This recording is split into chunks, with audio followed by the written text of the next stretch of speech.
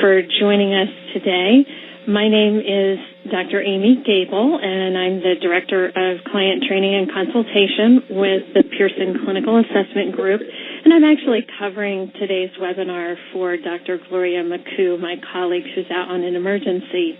So thank you very much for joining us, and I encourage you to add any questions that you may have in the chat box that should appear to the left-hand side of your screen. And I'll do my best to monitor that, although it does get a little bit difficult to monitor that and talk at the same time and navigate around the screen. So I'll just try to check periodically to see if there are any questions that I can answer. So today during this session on the process assessment of the learner second edition, what I will be talking about is really a description of the PAL-2 assessment and intervention system. And my goal is to describe how the various components of the PAL-2 may be used to help to prevent academic problems. So, really at the Tier 1 stage of intervention, begin to think about how we can just make sure that the gaps in achievement do not even get started. Secondly, we'll certainly look at how the PAL-2 is used to, in more of a Tier 2 kind of a setting, if you're working within an RTI model or a response to intervention model. We'll just talk about how you can identify some very targeted interventions for struggling students in a variety of areas. And again, it's important to recognize that the PAL-2 is not just an assessment system, it is an assessment that is linked with interventions. And then finally, for our individuals who are struggling the most, we'll also talk about how the assessment and intervention materials can be used to make a differential diagnosis. And I think that this is a very important piece because, as we think about some of our students who have the most severe needs, it becomes essential that we look at differentiating between dyslexia and dysgraphia, for example, and really understanding where the core difficulties are within that student's overall profile. So again, lots to cover today, and hopefully I'll be able to do this justice since I'm subbing for Gloria. Now, most of you are probably already aware that the primary source of information for everything that we'll be talking about today is based upon the work of Dr. Virginia Berninger, and she is, of course, the author of the Process Assessment of the Learner Second Edition. And again, this is a diagnostic and intervention tool for reading, writing, and mathematics. Now, of course, Dr. Berninger has a host of publications attributed to her name, such as brain-based literacy for educators and many other resources. If you are interested in obtaining a bibliography of some of her works after the session, we can certainly work on getting that sent out to you as well. Now, for those of you who may not be familiar with the PAL-2, it is, as I said, a comprehensive research-based assessment and intervention system. And the assessments can be used really in all three tiers of a response to intervention program. So this is really ranging from prevention of academic difficulties into problem solving, as well as the consultation that you would provide to various teachers and specialists as part of a Tier 2 or Tier 3 assessment related to either problem solving or differential diagnosis. Now, PAL-2 reading and writing does link to very targeted evidence-based interventions, and there are also some lesson plans that are designed for a regular classroom teacher. So it's important to keep in mind that when you think about the PAL resources, the intervention resources that are available, there are the lesson plan guides that are very appropriate for that general classroom teacher.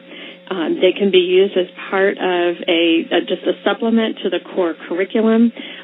These lesson plans are also very appropriate for Tier 2 interventions.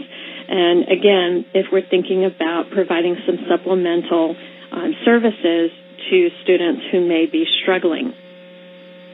Additional components of the PAL reading and writing in particular are really based on work that Dr. Berninger has done in a variety of clinics, and some of the more detailed materials would typically be used, again, in more of a Tier 2 or Tier 3 intervention setting.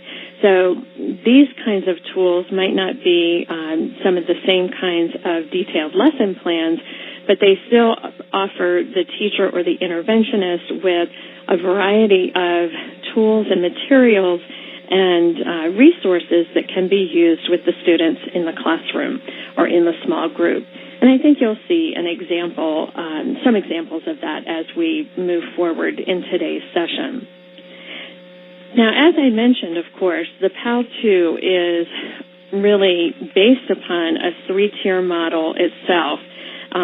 It's designed for multiple uses, and as you can see here with our Tier 1 focus, we're really thinking about preventing those reading and writing and mathematics problems through providing that early intervention.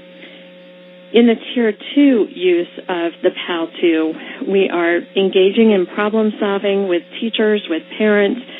This is where a lot of collaborative work is done. You may do some collaborative teaching in terms of providing some of the additional supports and supplementary services that could be available with the PAL-2 resources. But what's nice is that you also have the assessment materials that are built into this overall model. So the assessment materials link quite nicely to the resources then that Dr. Berninger has put together so that very specific needs can be addressed. One of the things that's important as we move into Tiers 2 and Tiers 3 is that we need to look at more specificity in our interventions. And so the goal here would be to use some of the PAL-2 assessment materials to provide more targeted, detailed information to really drill down into where the student might be experiencing difficulty, whether it be with reading, writing, or mathematics.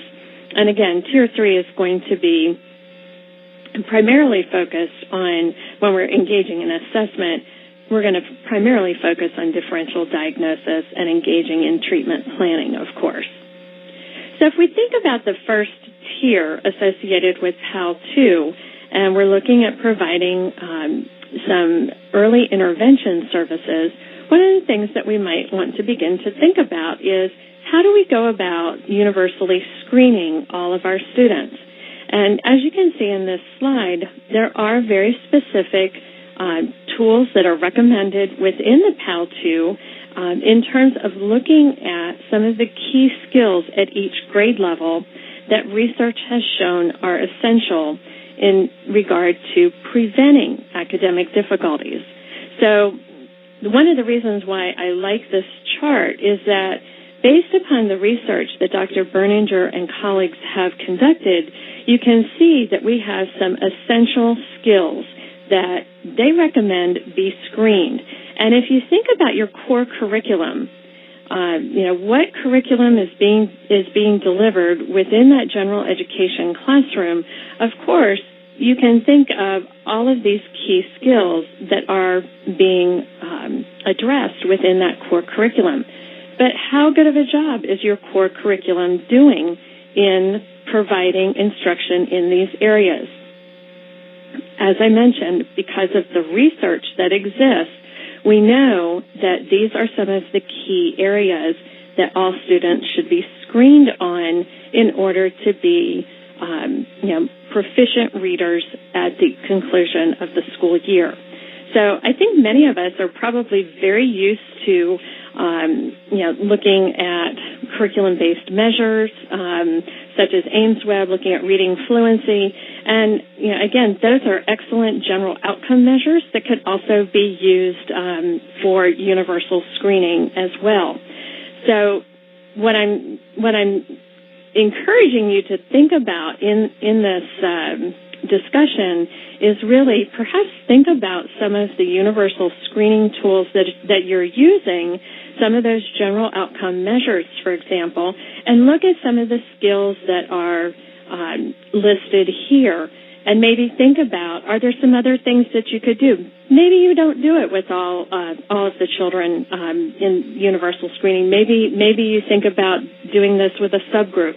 But again, remembering that there are some key skills, such as looking not only at the accuracy and the rate of reading real words, and certainly this is a little bit different because it's not a passage. We are looking at just reading on a list. It is important for students to be able to engage in pseudoword decoding as well, and also some silent decoding and silent reading fluency as well. So again, this is all part of the PAL2 manual and user guide information so that you can quickly and easily see what tools are available for early intervention and universal screening in the area of reading. Now, most of you, I think, are probably familiar with with pseudoword decoding skills. And so this would just be an example of the pseudoword decoding subtest that is part of PAL2. And as you can see, it's a relatively easy subtest to administer. I am recording where that student is at 60 seconds. And, of course, I do have some concerns, with how this student has performed. And, we see that there's a 0 correct. Unfortunately. And, obviously, if I'm working with a youngster who has this level of difficulty with basic pseudoword decoding, think about the reading experience. Think about what happens when that student is encountering unknown words within a general, within general reading material. So, obviously, this is a major area of concern, and if I'm thinking about this from an intervention-based perspective, then one of the things that may be important to me is, all right, well, if I know that pseudoword decoding is a very weak skill, then this may be one of those areas where I might want to focus a bit more in some supplemental instruction that goes on within the classroom or within a small group, or perhaps with work that I send home to parents to practice with children. I saw that one question that came through was where was this list found? And this comes from the PAL2 materials. It is generally available within the manuals and the user's guides as you look at those materials. So it is a good reference. And we probably, if you need some reference for that, we could probably send a table to you as well, just so you have that for your information. Now, a similar table, of course, is one that's designed not so much for universal screening purposes, because if I'm really thinking about universal screening, it does have to be very quick, because the definition typically of universal screening is that I'm evaluating all of the youngsters in my general curriculum 3 times a year. So there may be some things that I want to do with a slightly smaller group of youngsters to determine what kind of a response to early intervention for reading they might be experiencing. So there are some additional assessments that I could use to drill down further into the areas of difficulty. And again, part of the reason why I'm looking at this is to make that connection between the assessment and the intervention. So looking at some of these different kinds of areas that are assessed, some particular deficits that might be pinpointed, I see that for kindergartners, for example, the PAL 2 alphabet writing and Task A of sentence copying, as well as some of the speeded naming types of tasks with the Cell 4 might also be appropriate to help me in further understanding some of the issues that may be impacting this student's performance. I'm looking at as well some interventions that might be appropriate for at-risk readers. And oftentimes what we see are, again, some core areas that a student might be experiencing difficulty with, and I'm wanting to evaluate that response. So you can see this is very much a test, teach, and test kind of a model where we're really progress monitoring. Now, I do see that that one of the questions that came through is how frequently can you give some of these things as progress monitoring? And one of the things that you always have to take into consideration are not just the technical qualities of the test that you are using for progress monitoring and the number of alternate forms and so forth that you have available, but you also have to consider the time that it takes to logistically progress monitor. So with some of these tasks, again, these are going to be fairly brief tasks, so particularly at the kindergarten level, these would be done after you went through your intervention series, and certainly that would in this case take several weeks to go through all of these different interventions. Again, you could use other kinds of general outcome measures as well to look at the effectiveness of this intervention. So you certainly could apply some things like AimsWeb and Dibbles to take a look at just the general outcome performance of students and how they were responding to some of these different interventions, and then maybe fall back on some of these PAL measures as an additional, supplement maybe that you give, 3 months down the road, for example. So there are a number of ways that you can do this. A couple other things to think about, and I know that many of you are familiar with the concept of phonological awareness. We've heard tons about it in the popular press, but probably many people are still much less familiar with orthographic coding.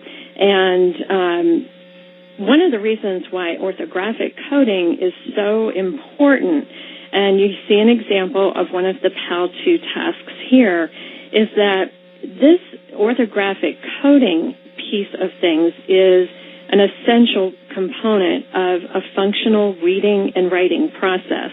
Because orthographic coding is referring to those connections between the symbols that we see on the page and how efficient a student is in learning and coding those visual symbols and remembering and retrieving them from working memory. So if you just look at one of these words, one of these examples, as you see, I know it's a little difficult to see, so I shouldn't say as you see, but this is good and good. One of the things that happens in the receptive coding task is that the student sees page 1 with the word good. They see it very, very briefly. Page is turned, and they have to say whether the word that they saw on the second page is the same.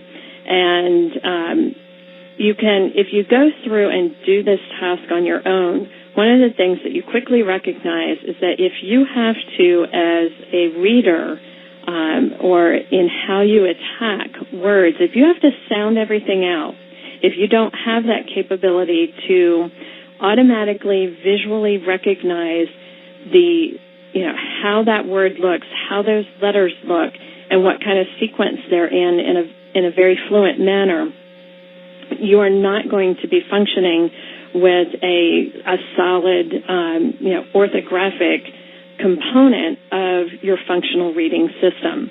And again, this is important because every time we have to stop and sound something out, or perhaps even try to apply sounding out word attack skills to those words that may be less familiar to us or less recognizable. That takes time away from our comprehension.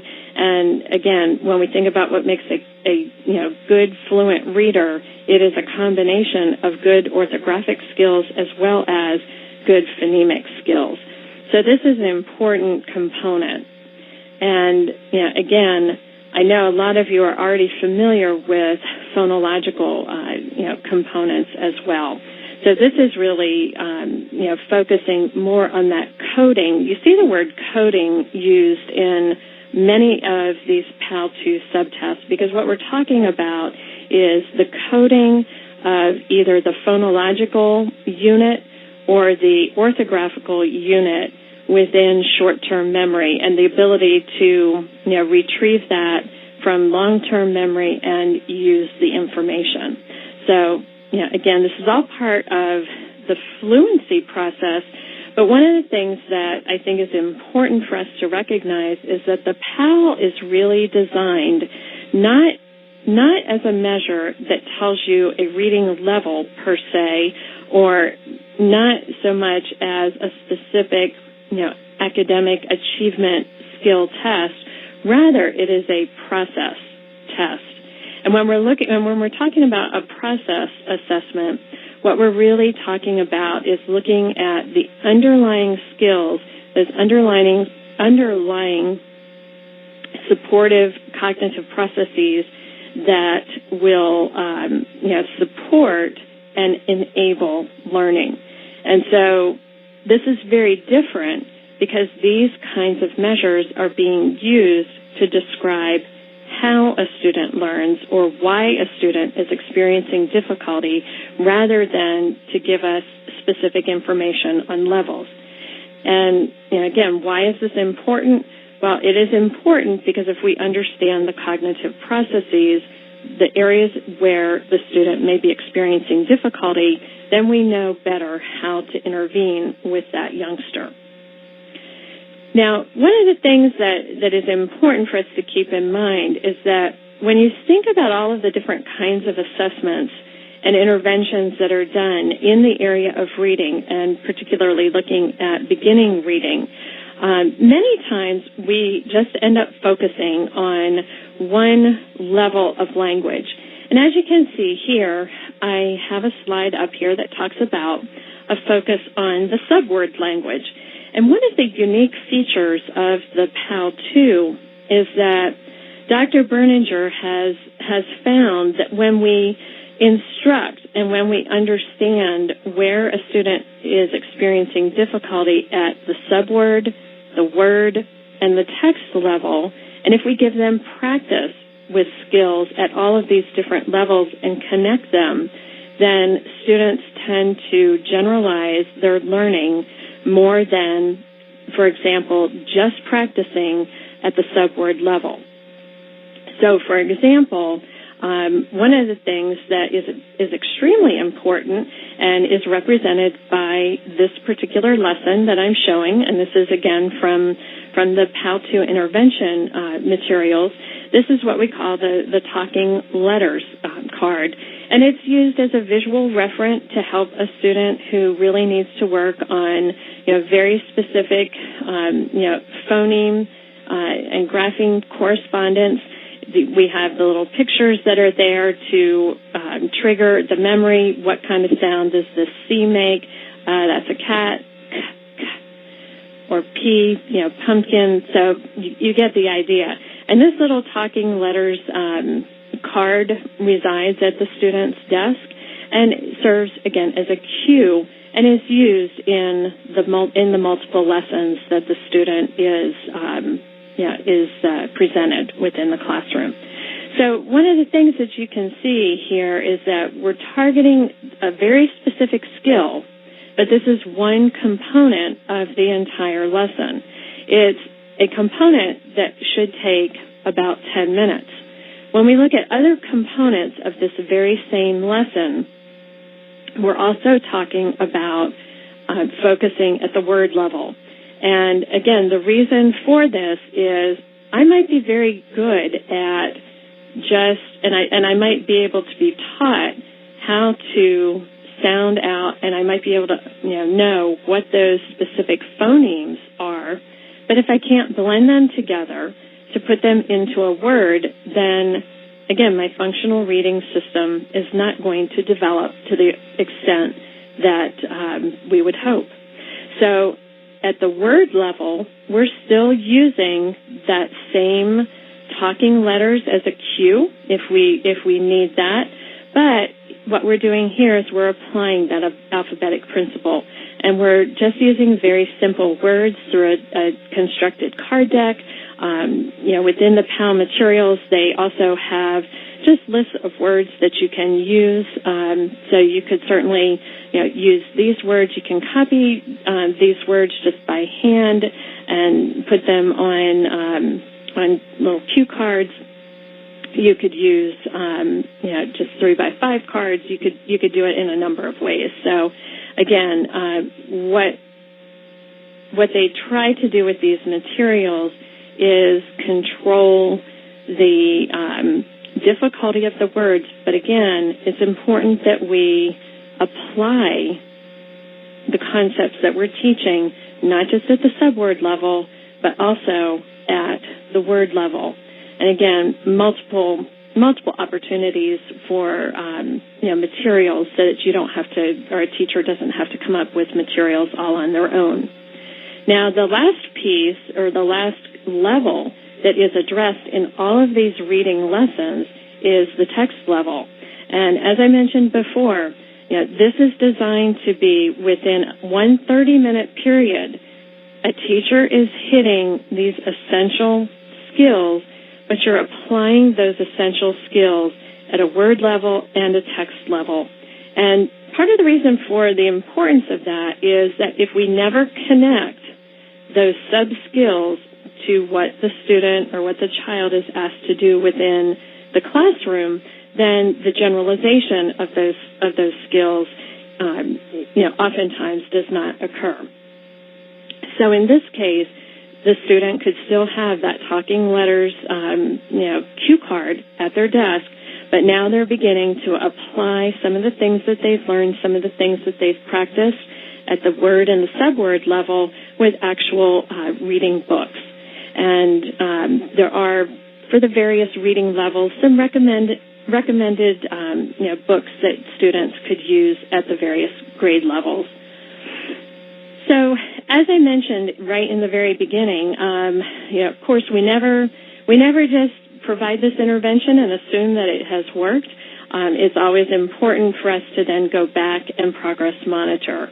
And within the PAL2 materials, there are additional lists then of transfer words. So, these are in the reproducibles, and basically, just like you were working with students on some of these words, you would have some supplemental words that on those lists 3 and 4 that you could use to progress monitor.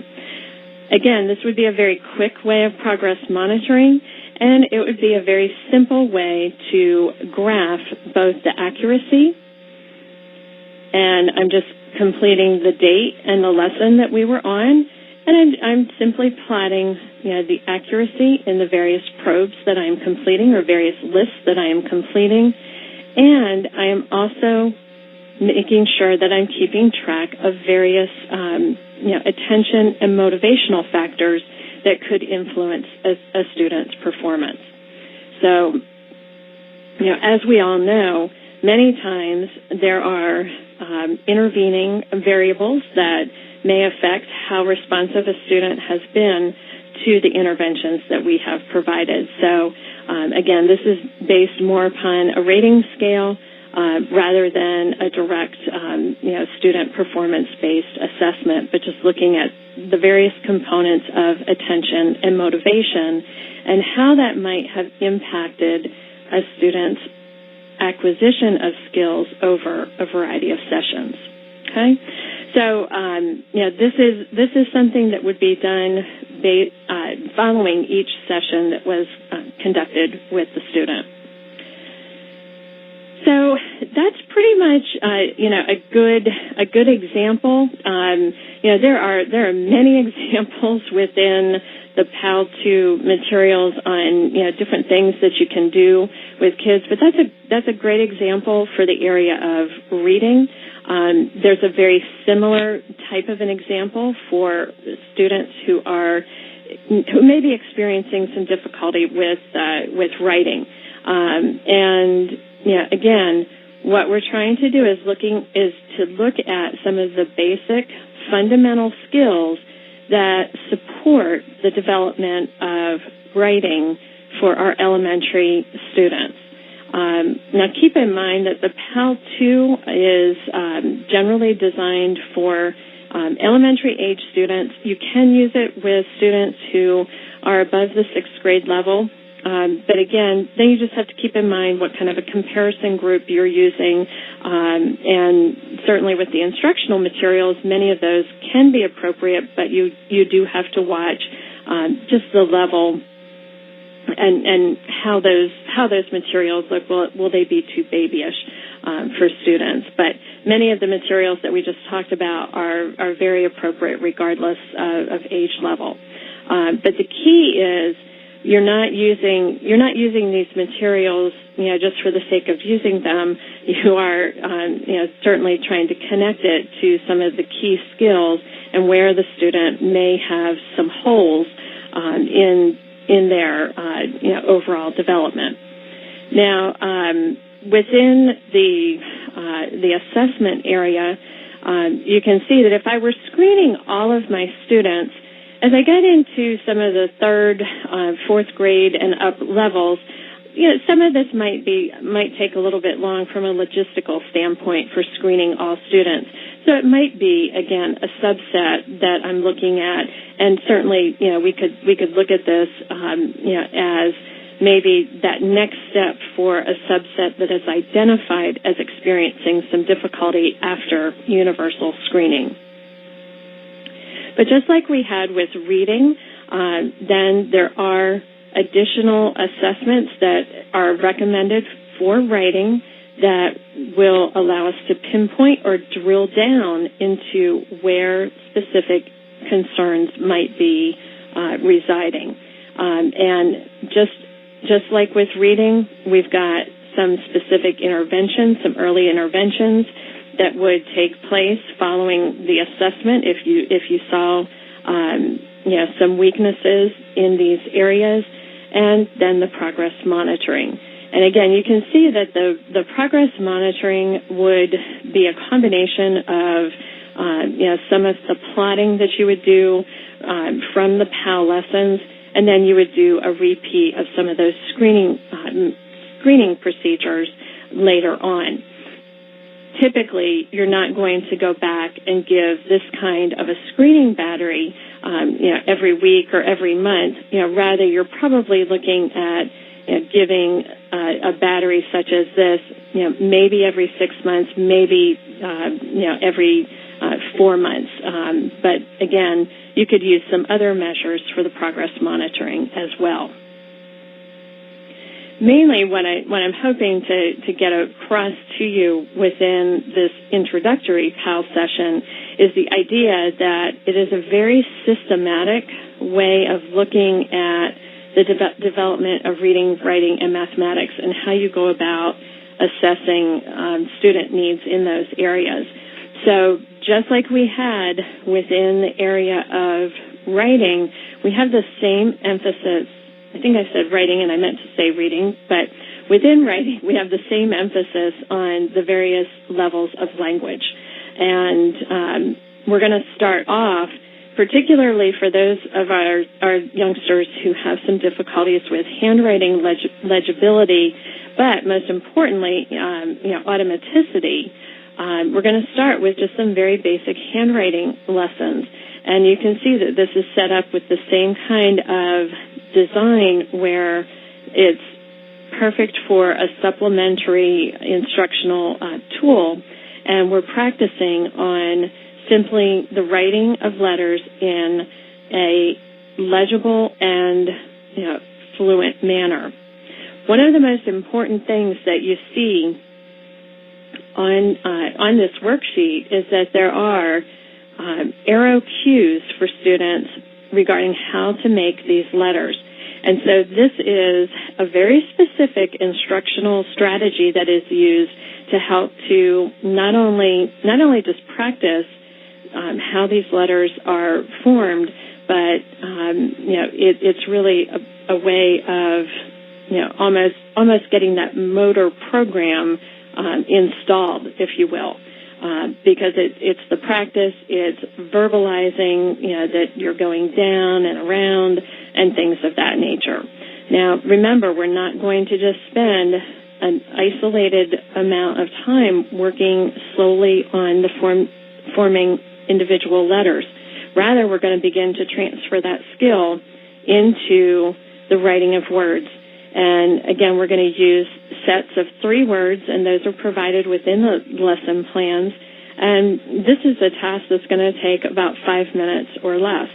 So here we see that a student is going to be presented with these words, and they're simply going to have to copy those words accurately and quickly.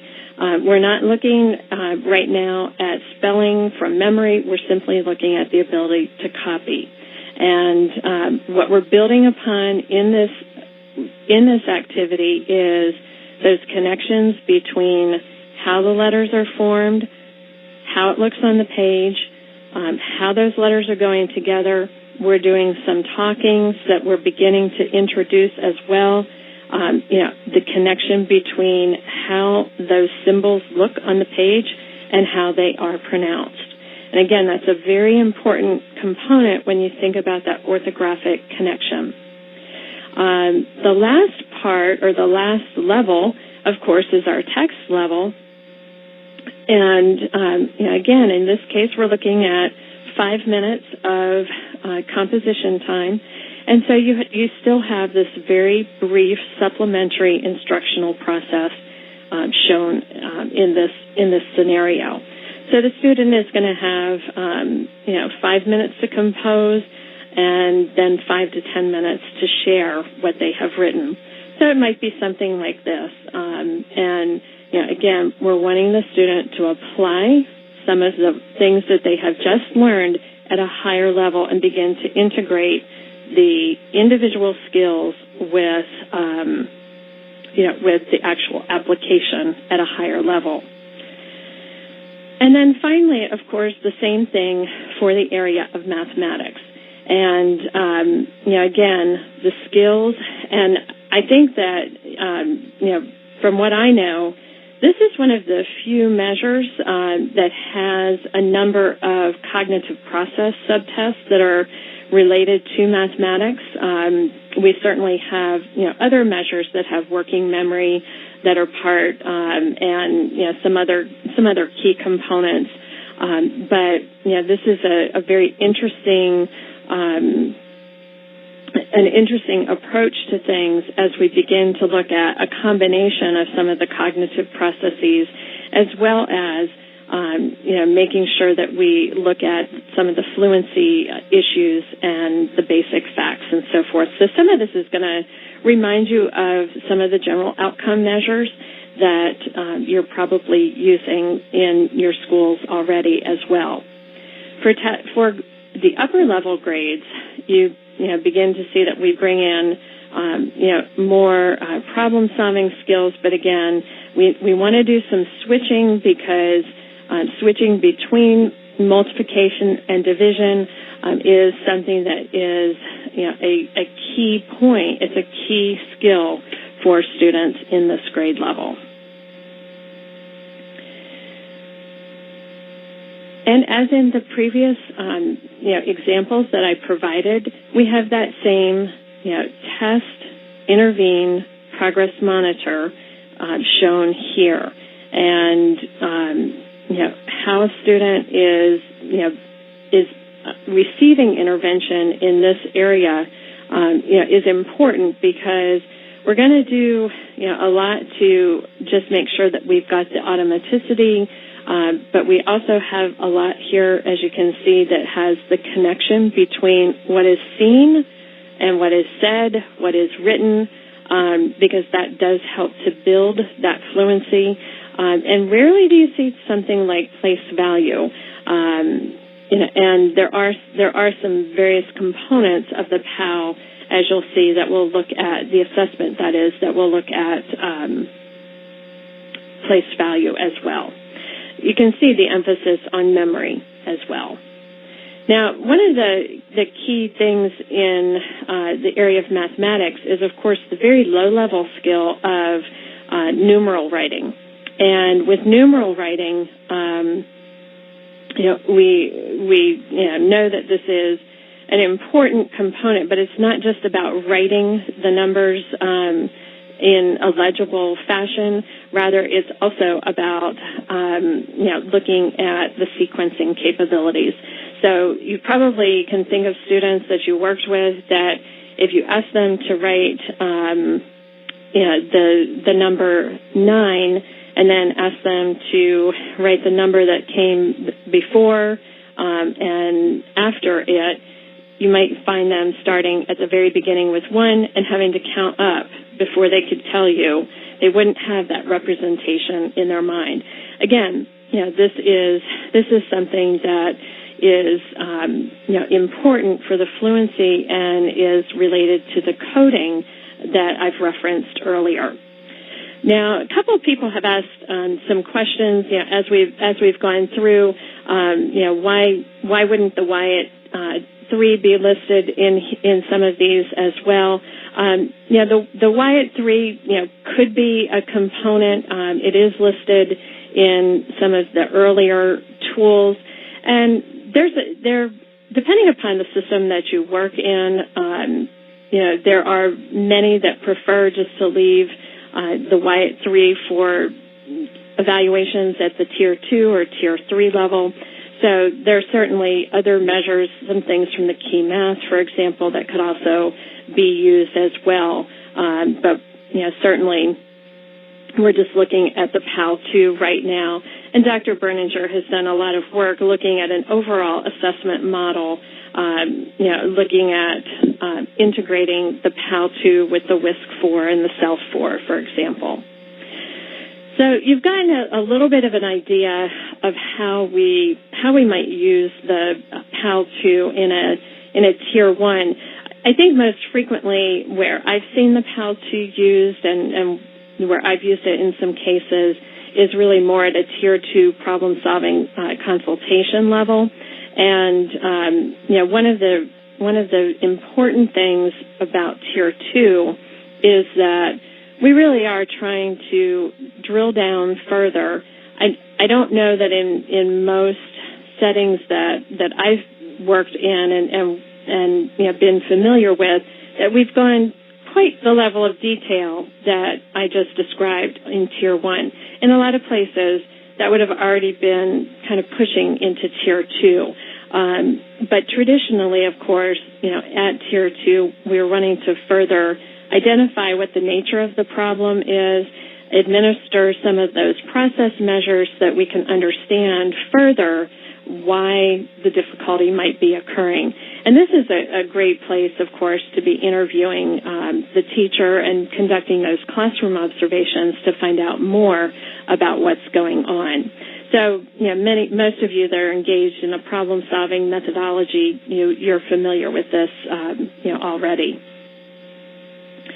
Now, there are a number of subtests that can be used within the PAL 2 in order to further address some of the needs that we need to address, within a problem-solving model. And you can really see that at this point, what we're doing is we're really beginning to look more at a detailed problem-solving question. So previously, we were looking more at, what does the reading look like? And it was a much more general referral question. And now we're really beginning to drill further in and try to understand, why is it that the child doesn't know how to decode or pronounce unknown words? So we may have found this out before from our Tier 1 assessment, But again, now what we're trying to do is drill down to even that next level. And here are the subtests that can be administered and would be recommended in this particular case. So, a number of different areas that would be covered, and a number of different processes that would be covered in the assessment conducted at this level. And really, again, as I said, we're trying to drill down further into where the process is breaking down. Is it encoding written words in that temporary memory? Are we looking more at just phonological awareness? They can't really detect where those syllables are. They're not good with multi-syllable words and things of that nature. So we might have a student who scored something like this, seeing that their pseudo-word decoding and phonological awareness, both at the phoneme and syllable level, syllables not as strong. So we're beginning to see that they may do okay with just an individual phoneme level, but not able to put it together in some of the larger units. And orthographically, in this case, it doesn't seem, it's low average, but again, not significantly poor. So it really seems like, these two are making some sense here in going together. And if I look at the pseudo-word decoding, again, I think we had shown this previously, seeing that this would be asking them to apply word attack skills with no context, so they're not able to use memory in any way. So based upon my assessment at Tier 2 with the PAL, I might look at these kinds of interventions for a student with that profile that I just showed you. So what our real goal is to focus on improving that phonological awareness and improve the performance on various syllables. And I'm going to do these kinds of interventions. I'm going to monitor his progress in order to keep track and decide whether or not I need to change my intervention. I can see here from my graph that I'm really not going to close the gap if I continue with this intervention looking at the rate of improvement right now. So, I really probably need to look at changing that intervention. I still have a very high number of errors, although it is beginning to decrease. But as I said, I'm not going to close the gap. So I'm changing my intervention and looking at explicit instruction where I'm translating the printed words to spoken words. I'm going to monitor progress now 2 times a month, and I'll go ahead and review in 8 weeks. And I begin to see that, of course, errors are decreasing, and we're beginning to see a little bit more, improvement, in this case. So certainly, though, in order to achieve 97 words with 0 errors from the grade 2 reading passage, he needs to be reading 2.03 words correct per week, but he's still now only 0.98. So yes, things are improving, but based upon this, I'm still not going to close that gap. The important thing about this is I've monitored progress, I've provided scientifically based intervention, and I'm seeing that my gap is not closing, and the rate that my rate of improvement really has not made that much that much gain. So at this point, I may be beginning to look more at a Tier 3 kind of an assessment to look further at differential diagnosis, for example. And so in that case, I would probably be asking the question then, is this a student who really meets the criteria for a learning disability? What else could we do to help improve the achievement in reading and spelling? And this becomes important, again, to think back to the theory that the PAL-2 is based upon. And, again, if you think back to just the initial general instructional plans that we were talking about, we always were focusing on an integration of many different kinds of skills at many different language levels. And the thing that's important to keep in mind is that when a student is acquiring written language skills, reading skills, this is all based upon language, and it's based upon both receptive and expressive language. So I've got written language that is really composed of reading comprehension and written expression because I'm having to understand the written word here.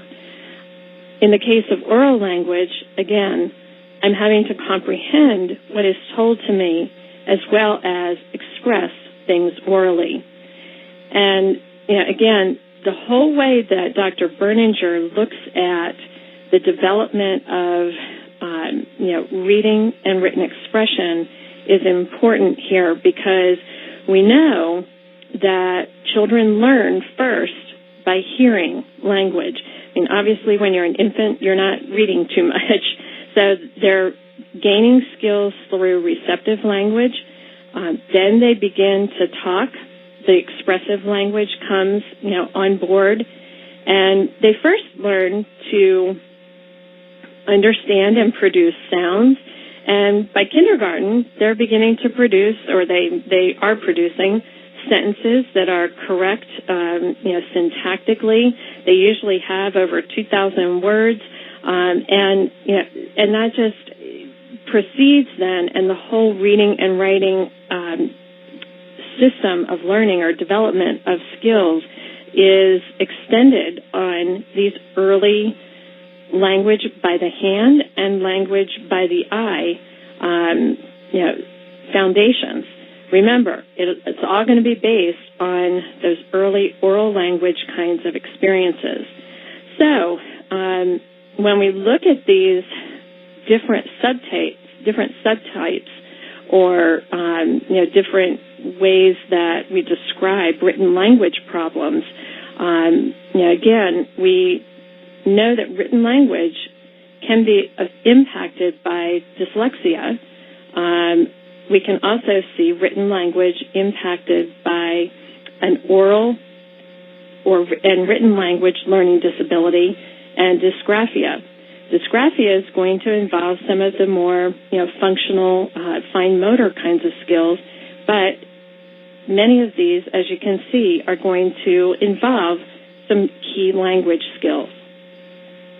So we talk, and most people are familiar with dyslexia, and dyslexia does affect accuracy and rate of reading real words.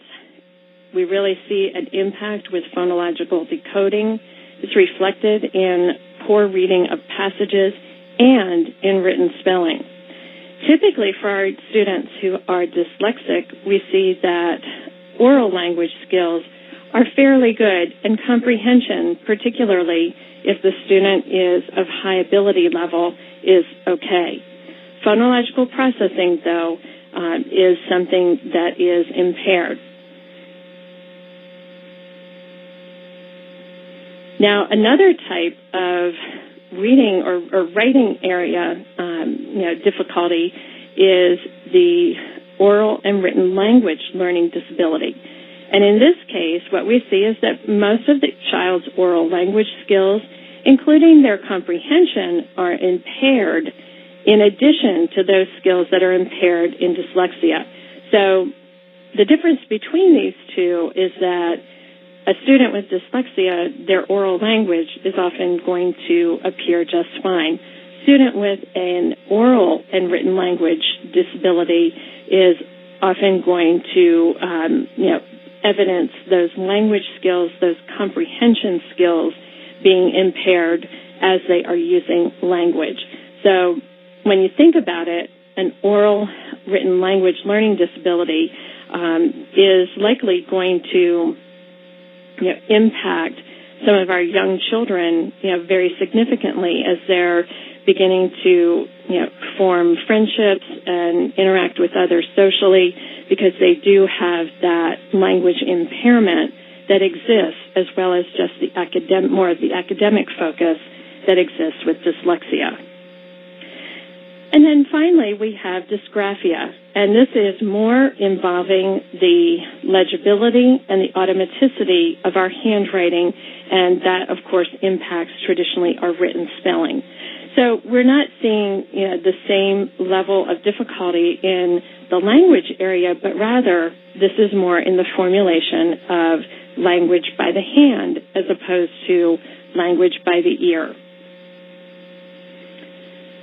And so part of our job as a clinician is really to understand and differentially diagnose whether or not a student's reading difficulties are, symptoms of, any one of these areas or some combination, thereof. And we do see that within the PAL, we have the capability to drill down at some of the levels, particularly in, that coding at the phonological and the orthographic. And they didn't really talk a whole lot about the morphological word forms, as well. So part of the reason why the PAL-2 is a very effective Tier 3 tool and a differential diagnosis tool is that it really does, help us in this differential diagnosis. So for students whose development falls within normal limits in, most of the domains, we see that there are three kinds of specific learning disabilities that can affect the written language. And as we said, that's dysgraphia, dyslexia, and ALLD, or the oral written language learning disability. And one of the research findings is that the nature of the specific written language deficit is related to the coding operation, and that's storage and processing for phonological, orthographic, and morphological word forms, and that's impaired. So those with orthographic coding impairment only are likely to be the ones that have the dysgraphia, and you can see that's what we have here at the top, and those with orthographic coding and phonological coding impairments are likely to have dyslexia, while those with impaired orthographic, phonological, and morphological are more likely to have ALLD. And again, this comes from the PAL-2 manual. And as I said, one of the reasons why this is so important, when we think about an intervention, there's a lot to intervene with our youngsters who are identified with oral and written language disorder.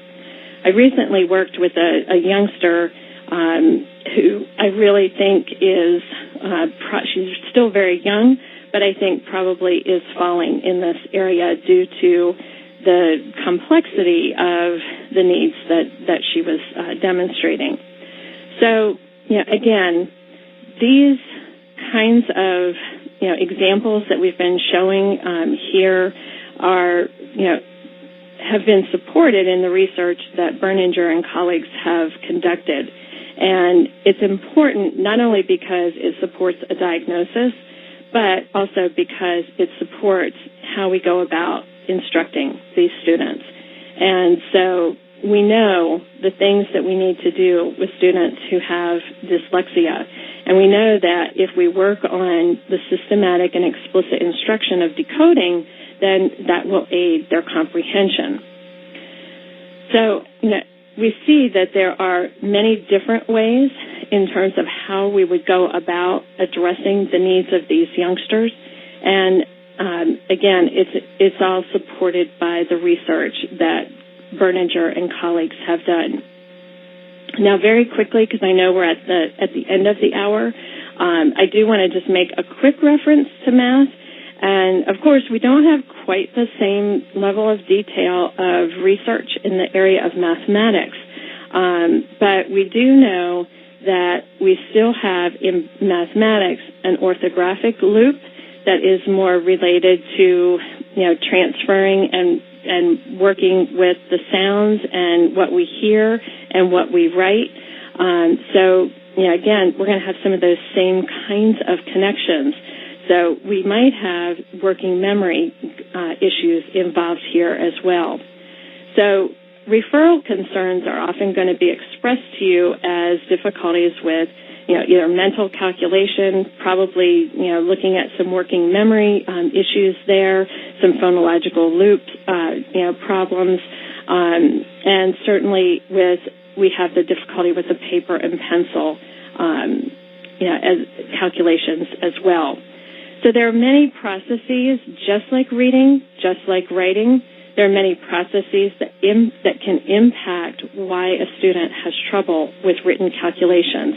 And these can go from fluency, to a very basic process like numeral writing. And again, as we mentioned before, we have that phonological and orthographic loop in working memory that can affect the written calculation as well. So, there's a lot going on, in the area of mathematics. And if a student is struggling with attention, switching from one operation to another, we may need to teach that student ways to slow down. So different kinds of self-monitoring techniques. Just like what we demonstrated with reading and writing, though, we want to think about multiple ways of teaching so that automaticity and transfer is achieved. Now, I know I went very fast here, at the end, and I'm not sure that I got all of the questions answered. If there are any additional questions, I'll certainly follow up with, those that asked the questions, and what we can do is just follow up if you did not get the handouts. And since I'm covering for Gloria, I don't remember whether those handouts were sent out in advance or not. But if you didn't get handouts, Sherry and I will make sure that you get those. And if you have any questions, feel free to contact our customer service line. Or if you have questions specific to this webinar, feel free to send me an email as well. Well, thank you very much for joining us this afternoon, and I hope I covered everything. I know we went really fast at the end there, so certainly if you have any questions, don't hesitate to email either me or Gloria, and we'll definitely make sure that you get a handout sent out. Thank you.